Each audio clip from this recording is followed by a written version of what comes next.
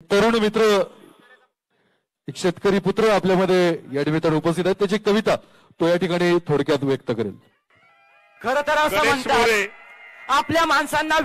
आपल्या माणसांना शब्दांच्या तराजू तोलायचं नसतं आणि जिथं पवार साहेब तिथं फार काही बोलायचं नसतं।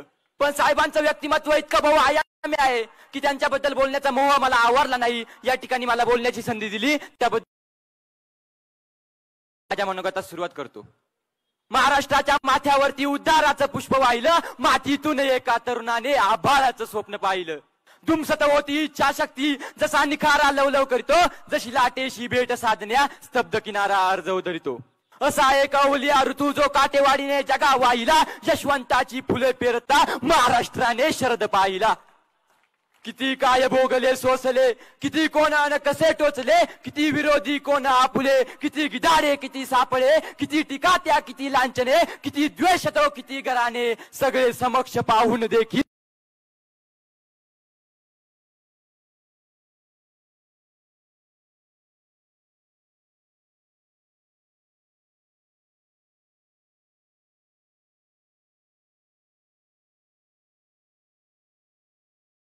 तो कधी कुणावर चिडला नाही, पण टप्प्यात कधी जरा आला चेंडू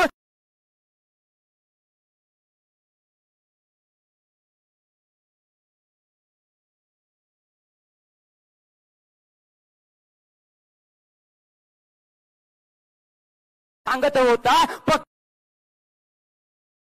तरी महाराष्ट्राकरिता पवार यांनी काय केले सांगा म्हणता, कर्तृत्वाच्या या मेरूला साध्या सुतळीने बांधा म्हणता।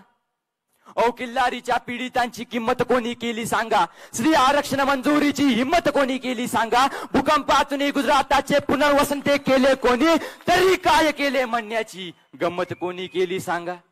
ओ राजनीतीतील चाणक्याची कुणा उपमा उगीच लागत नाही, ठरविले ते करावे लागते, करेल म्हणण्याने भागत नाही। श्रीमंतीचे हेवे दावे जमिनीच्या बाता भ्रष्ट दिखावे, मग आणा तराजू घटनेचा, जे काय वाटते ते तोलू, कायद्याचा ठेवू आदर्या, तुम्ही आणा पुरावे मग बोलू। कर्करोगाच्या काट्यावरती चालत आहे वाटेकले, माफ करा पण जिद्दी समोर या व्यक्तीच्या मृत्यूनेही हात टेकले। पुन्हा भाषणा उभा शरदो, पुन्हा पावसा उदान येवो, राजनीतीच्या मंचावरती हे पात्र अबाधित उदंड राहो। सर्वांनी सोबत घोषणा द्यायची आहे आणि घोषणेला साडेसहा आणि शोभेल असा आवाज द्यायचा आहे। महाराष्ट्राचा बुलंद आवाज, महाराष्ट्राचा बुलंद आवाज, रामकृष्ण हरी। धन्यवाद।